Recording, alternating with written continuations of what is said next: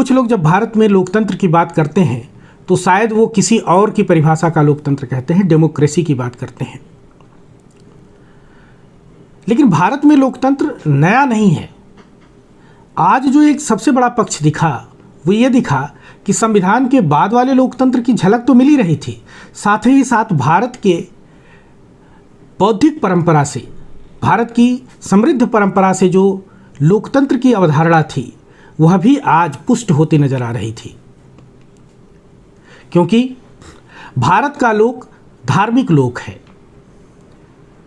भारत का जन बहुत ही धार्मिक है और उसकी धार्मिक मान्यताओं का आदर करके सरकार ने ये बताया कि निश्चित रूप से भारत की जनता ही संप्रभु है। संप्रभुता जन मान्यताओं को स्वीकार करने में भी उसकी स्वीकृति होती है। सरकार ने आज जो सेंगोल नामक राजदंड को प्रतिष्ठित किया, उससे भारत की एकता अखंडता का संदेश जो देने का प्रयास सरकार ने किया है वह भी प्रशंसनीय है। लोकतंत्र में धर्म आधारित, धर्म अनुशासित राजसत्ता यह बहुत ही आवश्यक है। राज का अपना धर्म है और हिंदुस्तान के लिए, भारत के लिए राजधर्म क्या है इसको हमें किसी और से जानने की ज़रूरत नहीं है। जो लोग इसे ये कहने की कोशिश कर रहे हैं कि यह केवल हिंदुओं के लिए है, वो शायद ये समझने की कोशिश नहीं कर रहे हैं, या वो जानबूझ करके यह नहीं करना चाहते कि भारत के लिए राजधर्म का अर्थ क्या है, भारत के लिए राजदंड का अर्थ क्या है।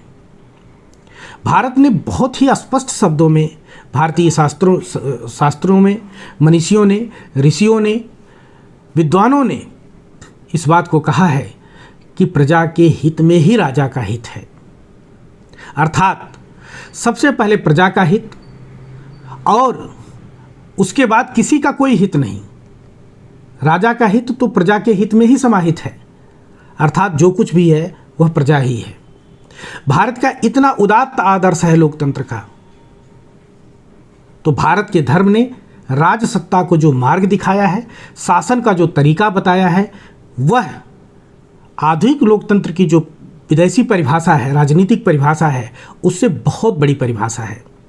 इसलिए यदि इतने धार्मिक प्रतिष्ठान के साथ भारत की नई संसद का उद्घाटन हुआ है तो निश्चित रूप से यह हमारी संस्कृति के प्रति गौरवबोध, उसके प्रति सम्मान और उसके प्रति एक आदर दर्शाने का जो प्रयास किया गया है, उसके लिए सरकार निश्चित रूप से प्रशंसा की पात्र है।